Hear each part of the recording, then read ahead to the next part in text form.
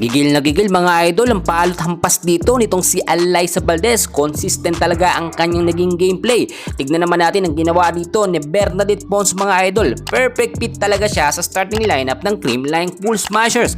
Samantalang si Tots Carlos naman ang ganda ng hataw dito, may diin talaga at matindi ang pagkakapalo.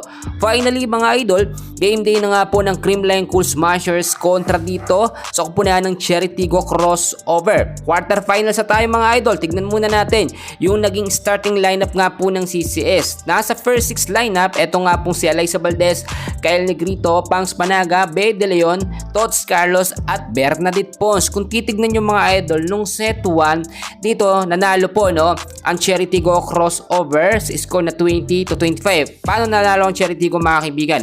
Nagkaroon ho kasi ng sunod-sunod na errors etong Creamline Cool Smashers at sinamantala yon ng Cherry Tigo Crossover na tila napaghandaan ng Cherry ang sistemang gagamitin nila para nga po kontrahin ng malakas na offense at depensa ng CCS. Pero pagdating ng set 2, alam nyo mga kaibigan ng CCS, kapag ka natatalo sa early ng game no, o sa set 1, bumabawi yan sa mga susunod na set. Dito sa set 2 mga idol, nakita nyo, tinapos na or nakuha ng Creamline ang pagkapanalo sa score na 25-21 no. Pero dikitan pa rin yung score nila at masasabi natin malakas talaga ang Cherry ngayon. Pero pagdating mga idol ko ng set 3, ito intense and crucial ho yung naging game at nakita naman natin di kita talaga yung score. Naging karoon pa nga ng mga problema sa mga call no, pero nakita nyo naman consistency is the key. Yan ang nagpapanalo sa Creamline. Panalo ang CCS sa set 3 sa score na 25-22. Pero kung titignan nyo dito sa set 4 mga kaibigan ko no, ang tindi, early pa lamang 3/6 na ang naging score at lamang dito ang Creamline Cool Smashers. Pero kalagitnaan ho ng set 4 mga kaibigan, nakita naman natin kung paano humahabol etong Cherry Tigo Crossover sa CCS no. Hindi sila basta-basta talaga nagpapatalo.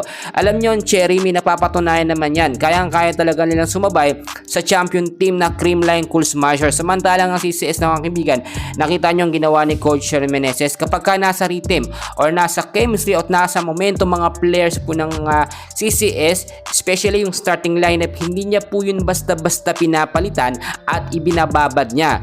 Napakalimit lamang magpalit ng player nito nga pong si Coach Sherry Meneses. Nakita nyo naman, kahit itong si Gemma Galanza ay nagkaroon ng thumb injury, ang ganda rin ng kanyang pinakita. Pero napakalimit lamang ng oras ni Gemma Galanza dahil nga po may injury siya nung huling naging game.